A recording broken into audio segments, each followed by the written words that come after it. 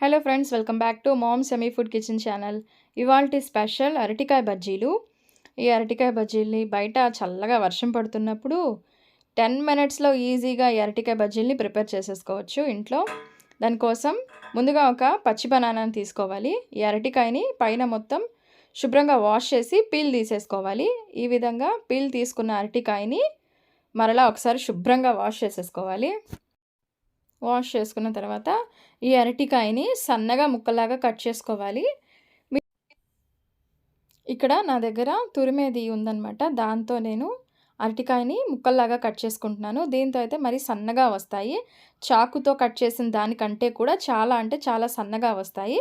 So నేను దాన్ని use చేసి అరటికాయని ఈ విధంగా సన్నగా ముక్కల్లాగా కట్ చేసి పెట్టుకుంటున్నాను. అరటికాయ మొత్తాన్ని అదే విధంగా సన్న ముక్కల్లాగా కట్ చేసుకోవాలి. ఈ విధంగా ముక్కల్లా కట్ చేసుకున్న తర్వాత ఈ ముక్కల్ని కాస్త సాల్ట్ వాటర్లో వేసి పెట్టేస్తే నల్లగా అయిపోకుండా ఉంటాయి.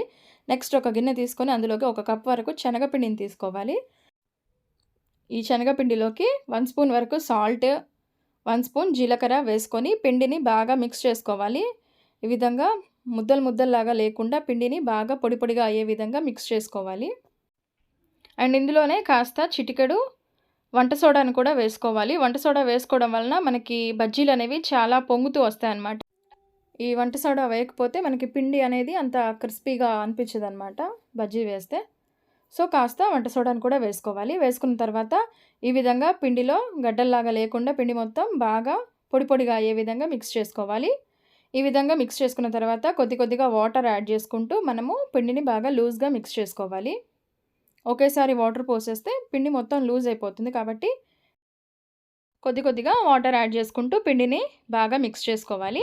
ఇలాగా పిండి మిక్స్ చేసుకునే లోపు స్టవ్ ఆన్ చేసుకొని స్టవ్ మీద ఒక కడాయి పెట్టుకొని అందులోకి డీప్ ఫ్రైకి సరిపడా ఆయిల్ని వేసి ఆయిల్ని హీట్ చేసుకోవాలి. ఆయిల్ హీట్ అయ్యేలోపు ఈ పిండిని మొత్తాన్ని మిక్స్ చేసుకొని మనం రెడీగా పెట్టుకోవాలి.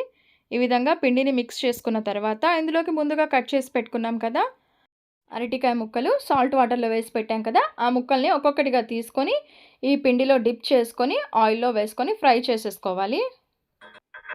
చూడండి, పిండి ఈ విధంగా మిక్స్ చేసుకోవాలి. ఇప్పుడు ఇందులోకి ఒక్కొక్క బనానా పీస్ని తీసుకొని ఆయిల్ ఫ్రై చేసుకోవాలి. ఆయిల్ హీట్ అయిందా లేదా చెక్ చేసుకోవాలి. చెక్ చేసుకున్న తర్వాత ఈ విధంగా ఆయిల్లో వేసుకొని అరటికాయ బజ్జీల్ని ఫ్రై చేసుకోవాలి.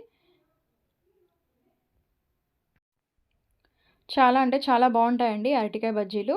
తప్పకుండా ట్రై చేయండి. మీకు కూడా టేస్ట్ చాలా బాగా నచ్చుతుంది. స్టవ్ని మీడియం ఫ్లేమ్లో ఉంచి 2 సైడ్స్ టర్న్ చేసుకుంటా వీటిని ఫ్రై చేసుకోవాలి.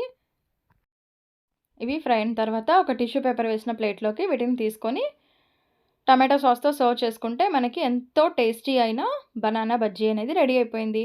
అంతేనండి. మీకు కనుక నా రెసిపీ నచ్చినట్లయితే నా ఛానల్ని తప్పకుండా సబ్స్క్రైబ్ చేయండి.